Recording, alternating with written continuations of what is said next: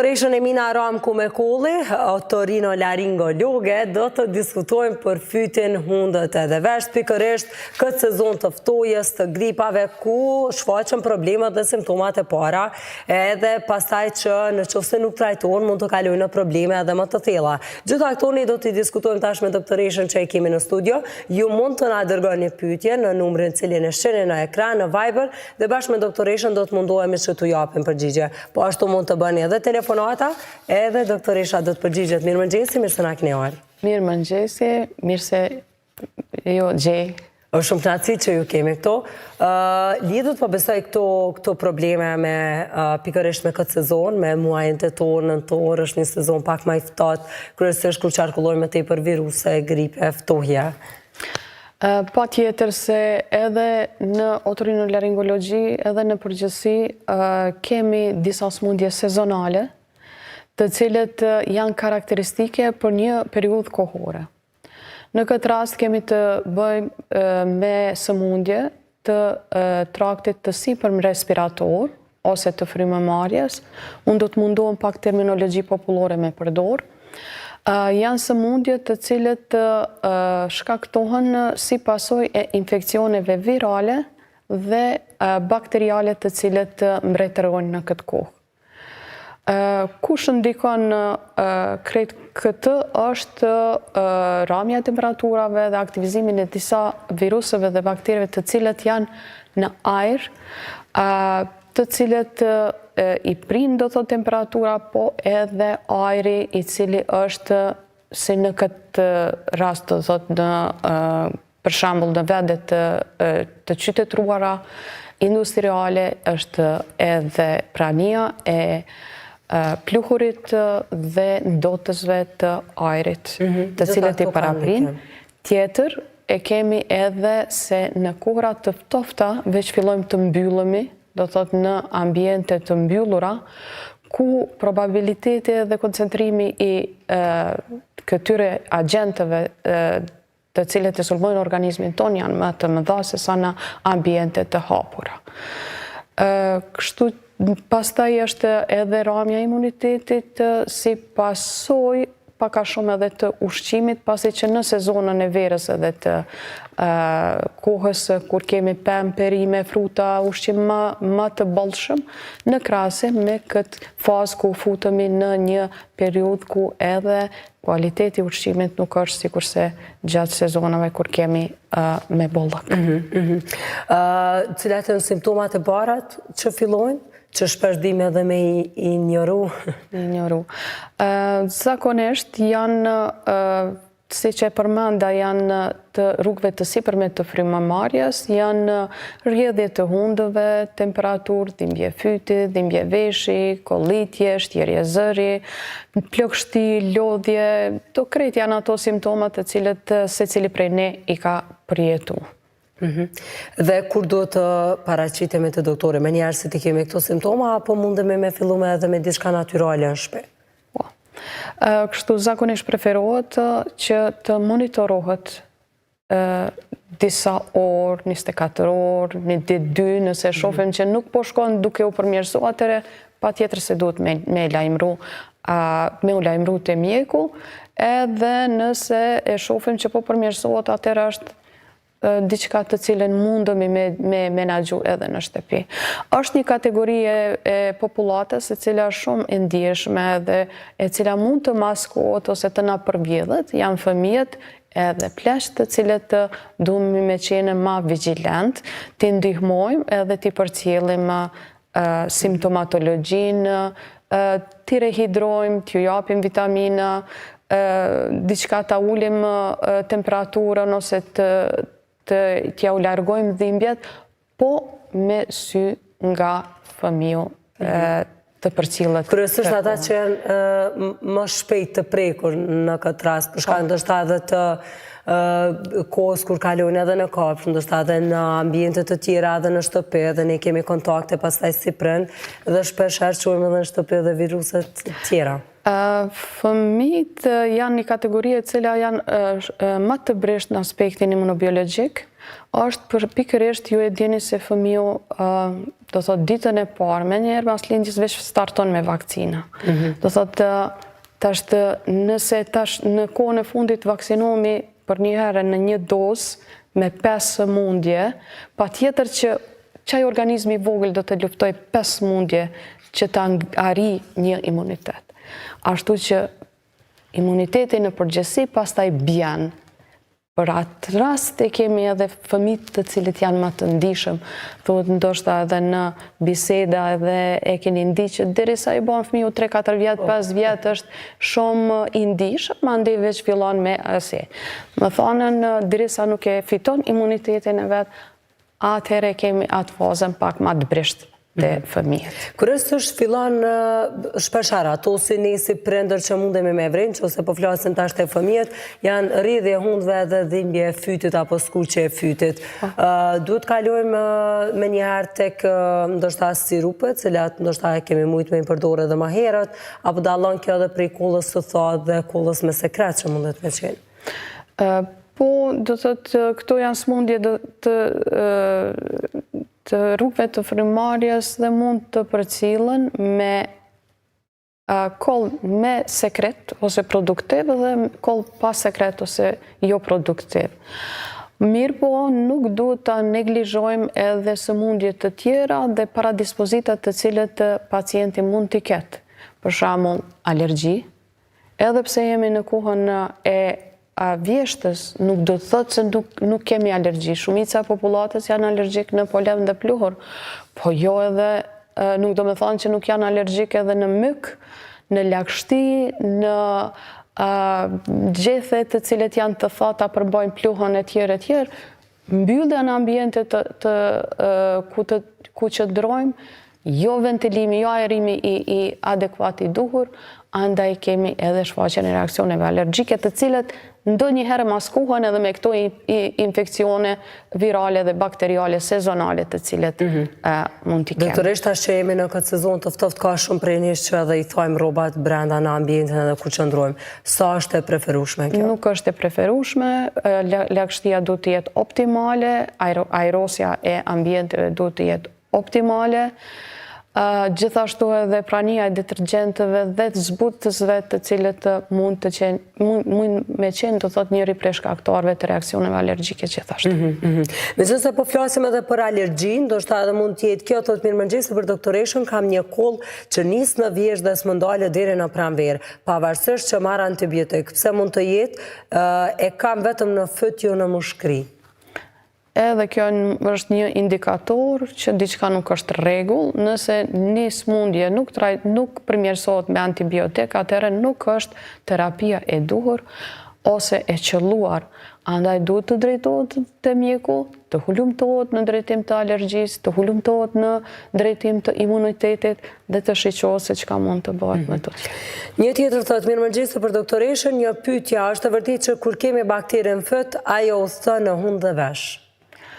Bakteria do thot të cilët janë sezonale në këtë kohë janë zakonisht bakteriet të cilët i gjejmë në ajër, siç është streptokoku, pneumokoku, stafilokoku, të cilët janë prezent në secilin organizëm.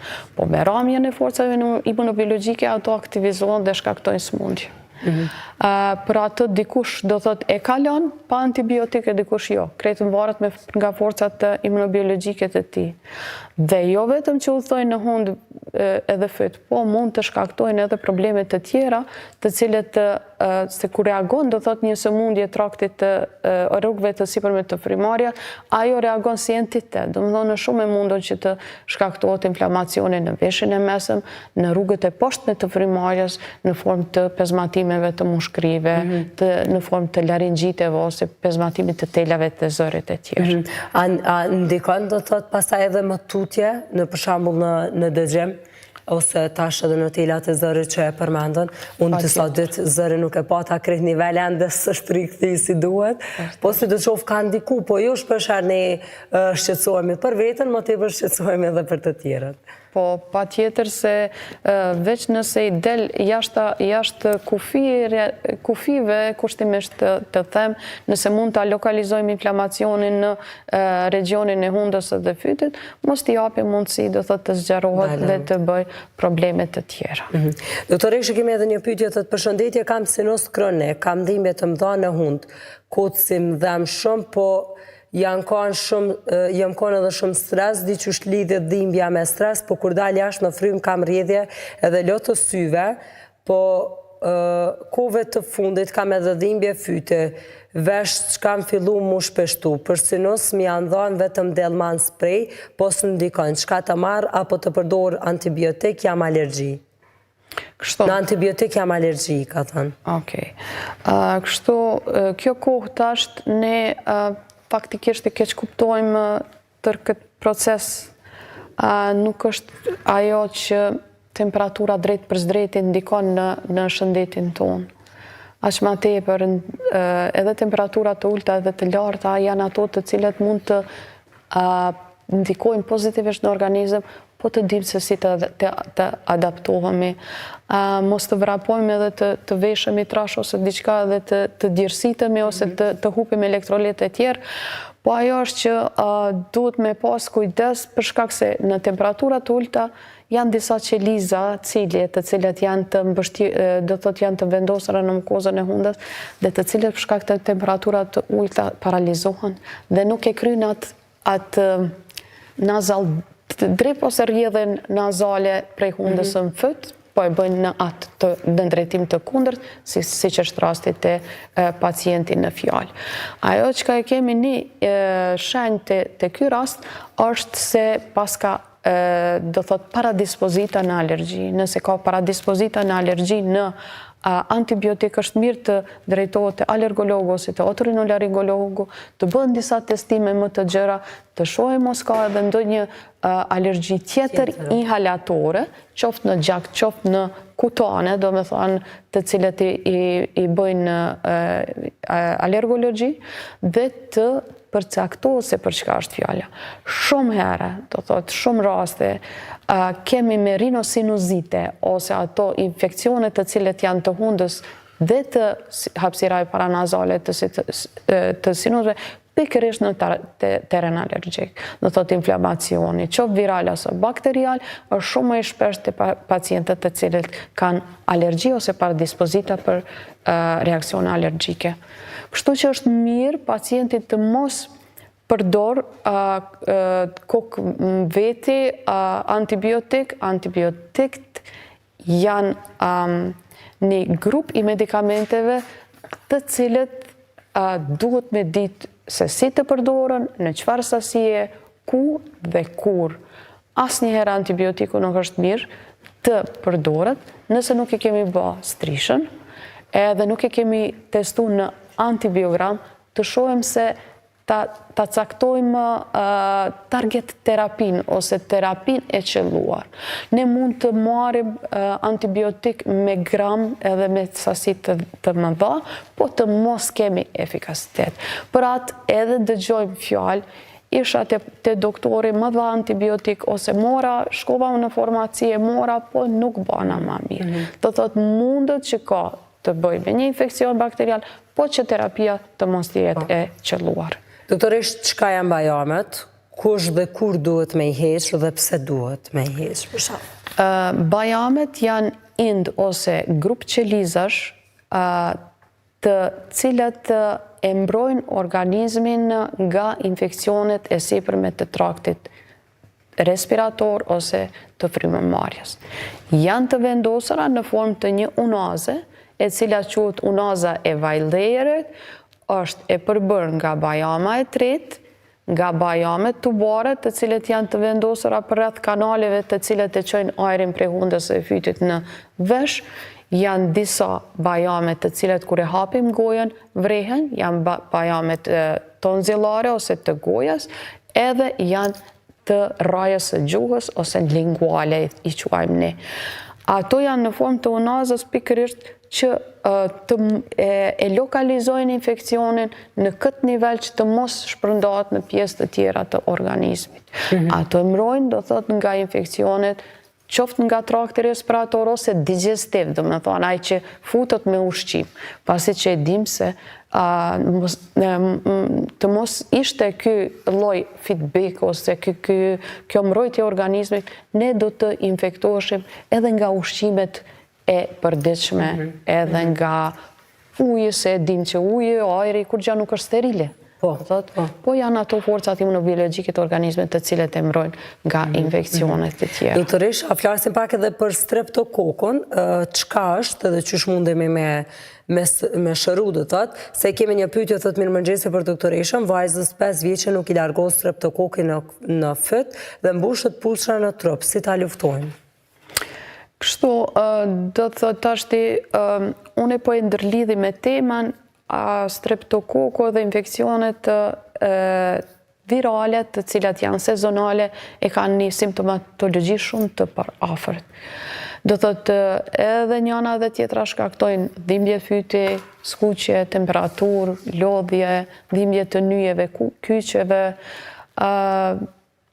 edhe rrjedhje të hundëve, në disa herë jep komplikacione në rrugët e poshtme të frymarrjes edhe në vesh, e tjerë, kështu që duhet ta diferencojmë. Do thotë, ta dërgojmë te mjeku, te shiqojmë fëmin, po është mirë, me që se ka një indikator, ka një shaj që është streptokoku prezent, atëre të drejtohet te otorinolaringologu, ta shohim se sa shpesh ai fëmijë ka pas infekcione të fytit, cili është titri i antistreptolizinës në gjak ose astoja, si janë vlerat e astos, dhe të shohim se a ka edhe diçka ndonjë sëmundje tjetër shoqëruese e cila nuk e lën të qetë fëmijën në atë aspekt.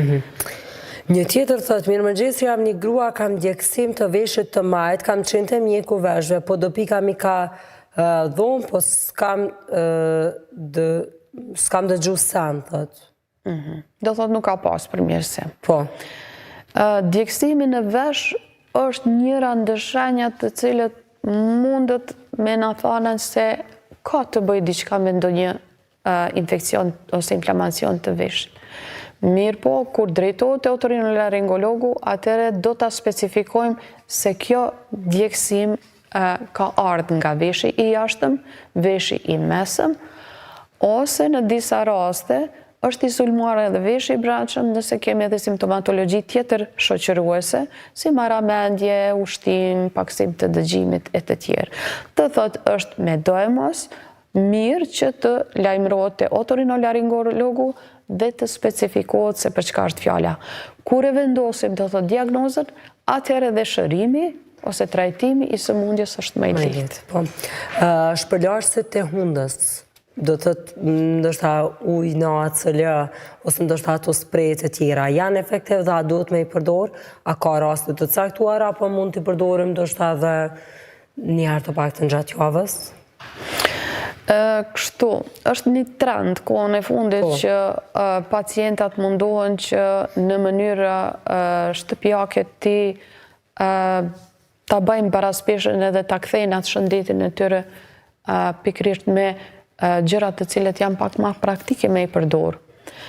Ta që ku mujt me vret nga pacientat të cilët më janë drejtu është se isha në det, jam mundu me ushqyt, me mhi uje në hund, me i shpërla hund, ku mba ma mirë, ku mba ma keq, do thot krejt janë këto bisedat të cilet unë nuk jam për gjërat të cilet janë të ndotura, ose të cilet janë plot me prezencën e bakterive dhe noksave të tjera të cilet mund të shkaktojnë inflamacione, është pikërisht për shkak se ne jetojmë tani në një ambient shumë të ndotur, qoftë ujor, ajror, ushqimet të cilet i përdorim gjithashtu, ashtu që duhet me pas kujdes për atë arsye sepse pikërisht infekcionet e hundës edhe të sinusëve ndodhin për shkak të pas sezonës së larjes në det, bazena të ndryshëm të cilet e kanë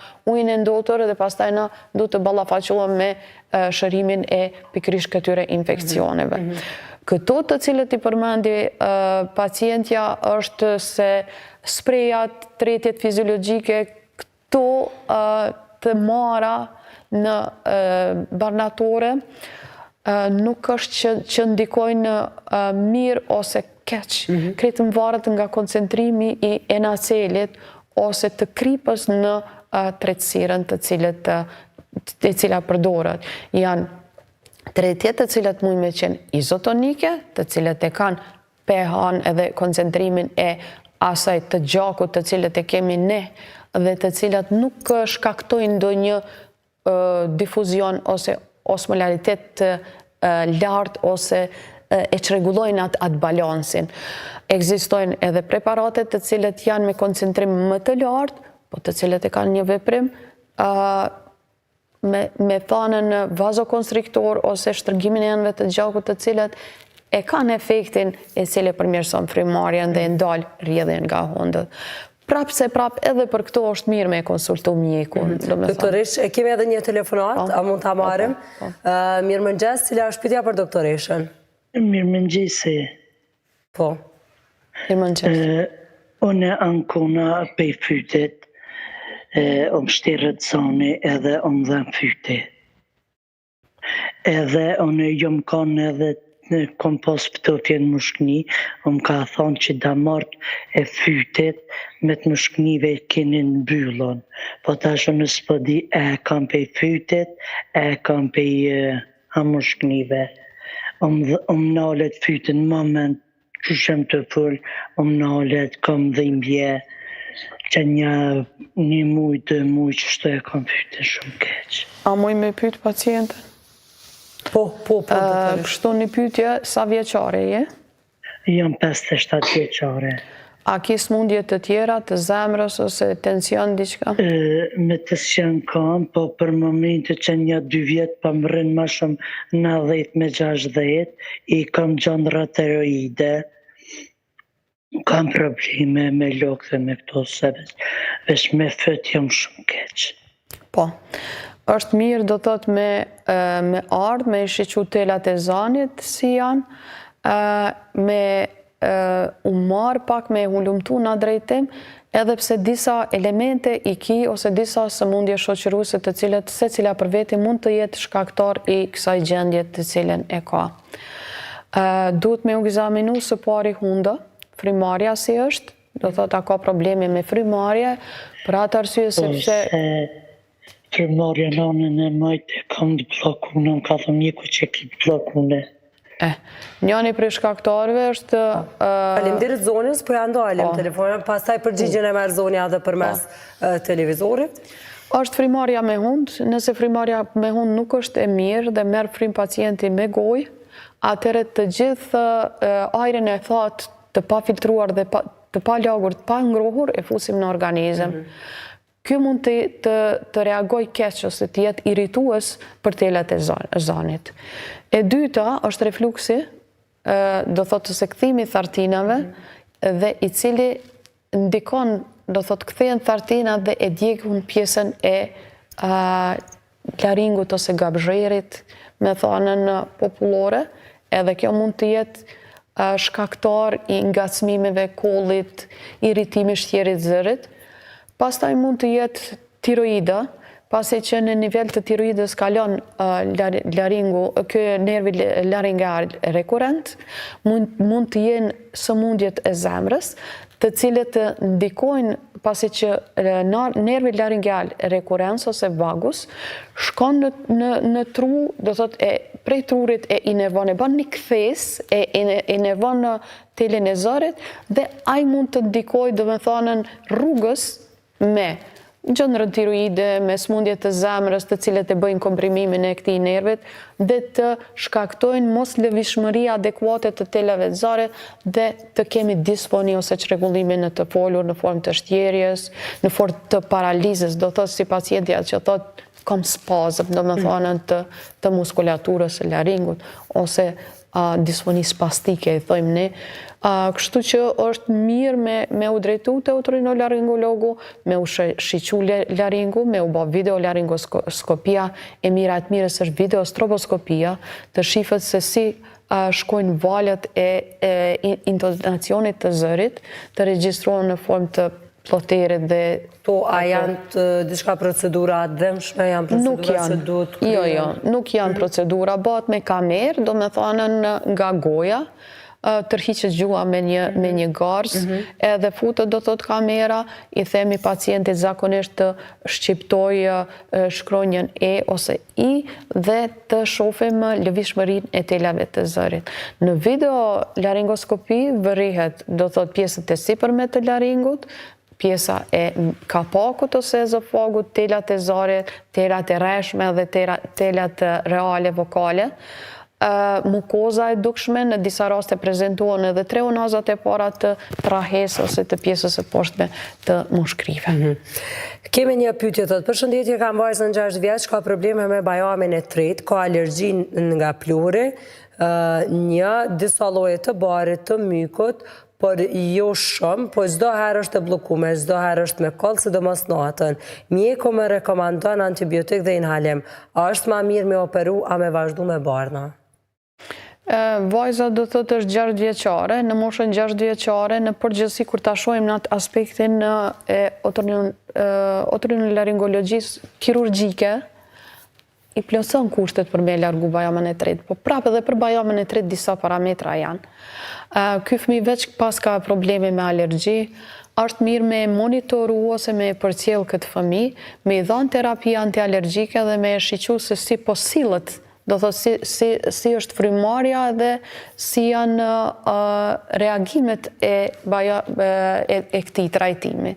Gjithashtu duhet të kontrollohen edhe veshët, me pa irizimi i veshëve si është, me u shiqu edhe gryka, me pa do thotë se a ka edhe telashe me bajamet e gojës ose të zillat palatinale që i thojmë ne, për atë arsye pikërisht për shkak të kësaj unazës së vajlderit që i përmena fillimisht, se këto din me dhënë një reakcion të përgjithshëm. Do thotë kur është njëna e rritur është shumë e mundur që edhe këto tjerat janë. Kështu që është mirë me u lajmëru te otorinolaringologu, pak me u marrë me to. Në disa raste, nëse është fëmiu bashkëpunus, mund ta bëjmë edhe endoskopin, me kamerë do thotë futemi në hund me kamerë rigjide dhe e prezentojmë do thotë bajamin e tretë dhe sigurohemi se është fjala për bajamin e tretë.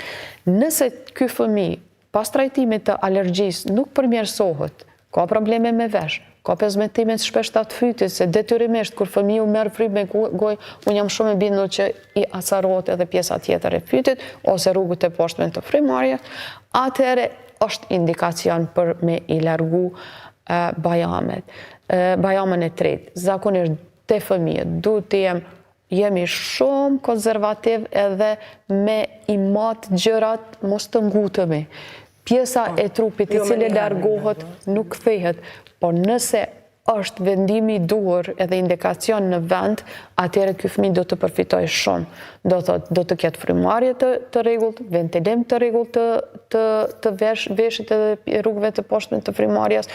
Fëmiu i cili nuk merr frymë mirë me hund, nuk e ka gjumin si duhet, nuk e ka ushqimin, nuk e shijon, nuk e han, nuk shton peshë, bjen në pagjaksi e tjerë, edhe nuk i jep rezultate në shkollë, është inert, është i lodhur, nuk futet në lojra e tjerë. Do thotë duhet me qenë shumë konservativ edhe me përcjell paksa këtë fëmijë edhe me vendosë çka me bë.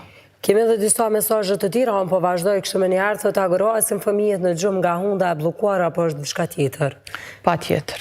Qysh me dallua është prej mushkrisë a prej?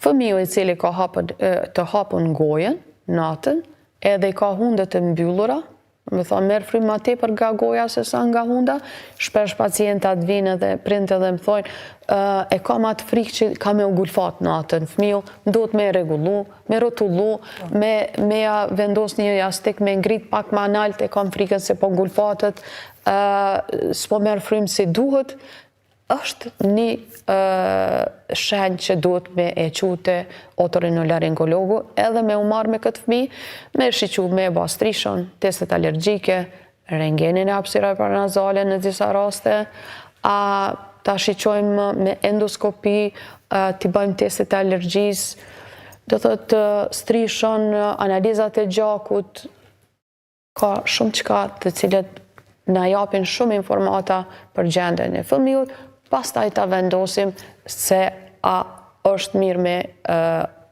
me ndërmarrë diçka në drejtim të bajameve e tjerë. Është një tjetër të përshëndetje nga Azreni, do është të pës doktoreshën sa herë që i pastrona po më infektohet veshë?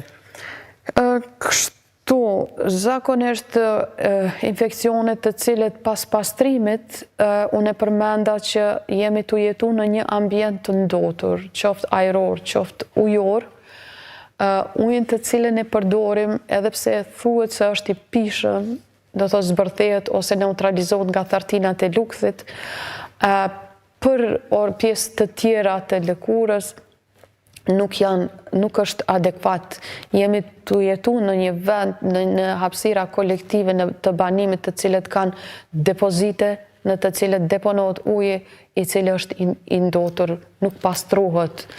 I tillë përdoret për pastrimin e trupit dhe pikërisht janë disa bakteri të cilët persistojnë në një temperaturë, ndoshta ka ma pak të lloj infekcione tek pacientët të cilët përdorin bojler, të cilët ku temperatura është përvluese, do me thonë 90 gradë, 70 gradë, 90 të cilët i shkatrojnë këto bakteri dhe të tilla i përdorin për pastrimet ditore të trupit.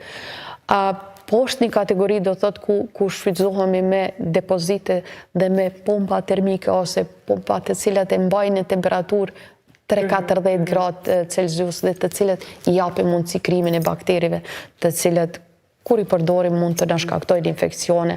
Po ajo që i sugjeroj pacientit është të mos i lagë veshët, të mos i pastroj veshët me ujë, veshi i jashtëm i ka forcat e veta të pastrimit, e ka dyllën, e cila është pikërisht mbrojtëse e lëkurës, e mbron do thënë nga infekcioni, nga insektet, nga smundjet të tjera të cilët. Po këto pambukët e veshët që i përdorim për me i fshi vesht, janë të mirë të rekomandueshëm apo jo? Jo, nuk janë të rekomandueshëm për shkak se e dëmtojnë, do me thonën, me largimin e dyllës, i japin mundësi që lëkura të jetë në kontakt të drejt për drejt me nosa dhe infekcionet të ndryshme, por që edhe që regulojnë peristaltikën e daljes së dyllës së veshit. Gjatë mërtypjes, për shkak se kanali jashtëm i veshit është në formë të gypore, në mënyrë cirkulare del jashtë, kur del jashtë do thot ne e pastrojmë me peshqir ose facoleta, kështu që ne e kompromitojmë këtë peristaltikën. Prandaj pikërisht kemi deponim të dyllës veshit dhe mbylljen pengesa në dëgjim dhe mbyllje të veshit, pikërisht për shkak të përdorimit të shkopinjve të tillë. Doktorish, pyetje po ka vazhdimisht, po e marrim edhe një telefonat, edhe pastaj mundohemi që për ashtë ku sa ka mbet me ju përgjigje dhe këtëre. Alo, mirëmëngjes, cila është pyetja për doktoreshën?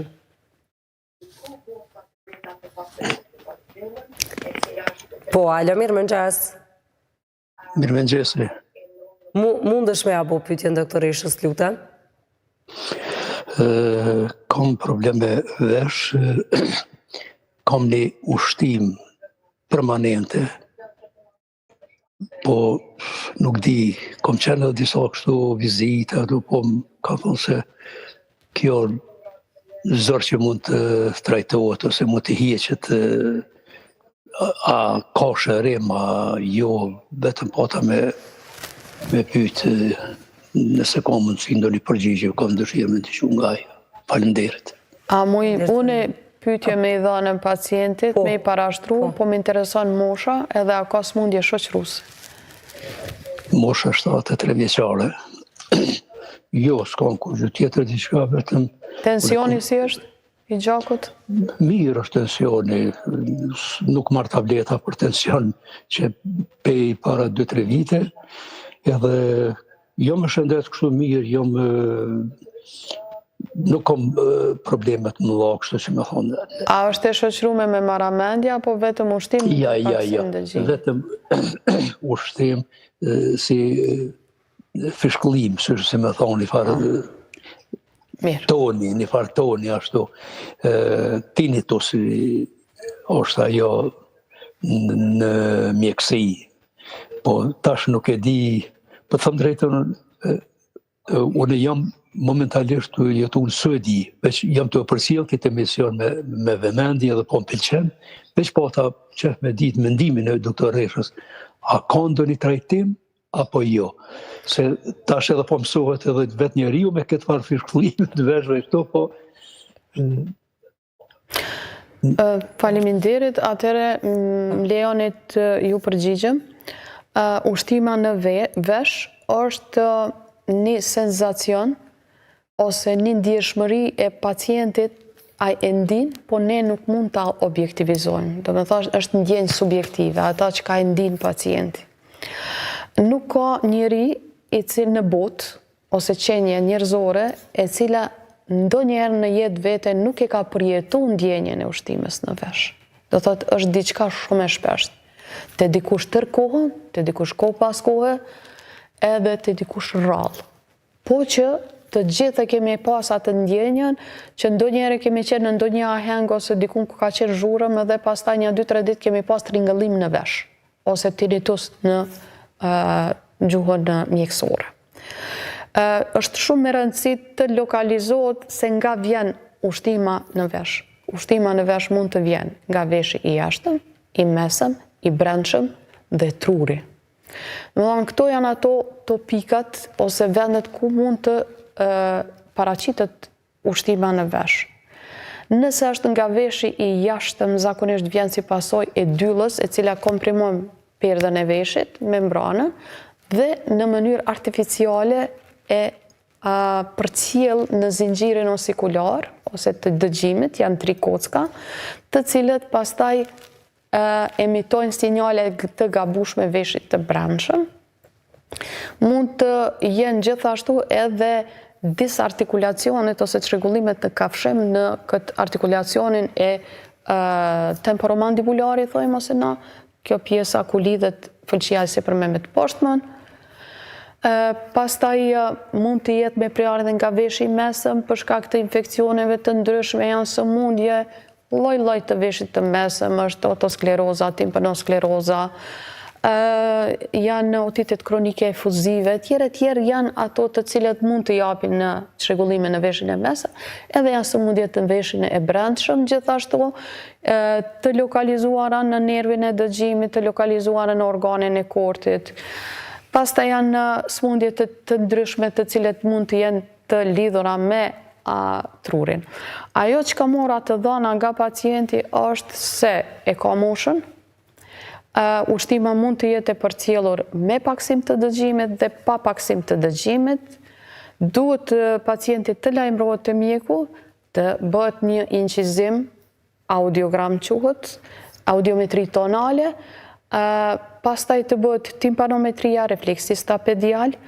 Nëse ka ramje të dëgjimit, me këtë moshë nuk ka dëgjim ideal. Më thonë janë një numër shumë i vogël i pacientave të cilët shohin edhe dëgjojnë mirë në këtë moshë, pikërisht për shkak të këto janë organe senzorieneurale të cilët janë të prira që të dëmtohen me kohë të hargjohen. Në disa raste kur japim pacientëve zakonisht vazodilatator, do me thonë në ato të cilët e zgjerojnë enën e gjakut edhe furnizojnë nervin e dëgjimit, kemi feedback pozitiv, po është një kategori që të pacientave të cilët përkundër terapisë nuk përmirësohen. Kështu që janë të shoqëruar edhe me smundje, kardiovaskulare të moshës, qarkullimi i gjakut në këtë moshë është i kompromituar, enët e gjakut janë sklerotike, nuk janë elastike si të personat e ri, kështu që kemi shumë ati për paksim të dëgjimet dhe çrregullimin në formë të ushqimit të cilën e ndihmë pacienti. Po ajo që i sugjeroj pacientit është të lajmërohet te mjeku, nëse ka dëmtim sadopak të dëgjimit, të vendoset amplifikatori ose aparati për dëgjim, i cili e përmirëson dëgjimin dhe kur ngritet do thot intensiteti i zërit të cilët e bjen kjo aparatur, në disa raste zbutet ushtima, nuk e ndihmë pacienti aq ose të largohet fare. Janë edhe disa aparate të dëgjimit të cilët edhe jepen pikërisht për këtë lloj çrregullimi. Kështu që shumë është me rëndësi, japin shumë me rëndësi dëgjimit edhe këtij senzacionit në vendet e zhvilluara evropiane, po të cilën kisha pas dëshirë me ardhë kjo kohë edhe te na, një ramje sado e vogël të pacientat në moshë, pacienti amplifikohet, i jepet mundësia e socializimit, kontaktit, daljes, bisedës, lojave të cilet i kanë pacientat në këtë moshë. Pacientat të ndihen, do thot, të vetmuar kur nuk i thrasin në telefon, kur pritoj me bërtit, kur patjetër se kur është prezente ushtima edhe dëgjimi është i kompromituar. Nuk mundemi me ndëgju mirë. Shpesh vijnë pacientat e unë e thonë, doktoresh me pas mundësi me ma largu ushtimin, unë jam shumë i kënaqur me dëgjim. Nuk është e mundur, se njëna me tjetrën shkojnë, sidomos në këtë moshë. Shumë është me rëndësi amplifikimi, dëgjimi, kontakti social, dhe thot i sugjeroj pacientit të shkoj te mjeku dhe të insistoj që ky problem të evitohet. Doktoresh, faleminderit shumë, di që kemi marrë shumë nga koha juaj, faleminderit për kohën dhe faleminderit shumë për informatat. Ka pas shumë pyetje, disa prej pyetjeve kanë qenë të gjashme, andaj ato edhe mundeni me i gjetë përmes përgjigjeve të cilat doktoresha i ka dhënë edhe në fillim të intervistës, ku mund ta gjeni intervistën në kanalin zyrtar të Koha Vizionit në YouTube. Faleminderit edhe një herë shumë për kohën. Faleminderit juve. Grazie.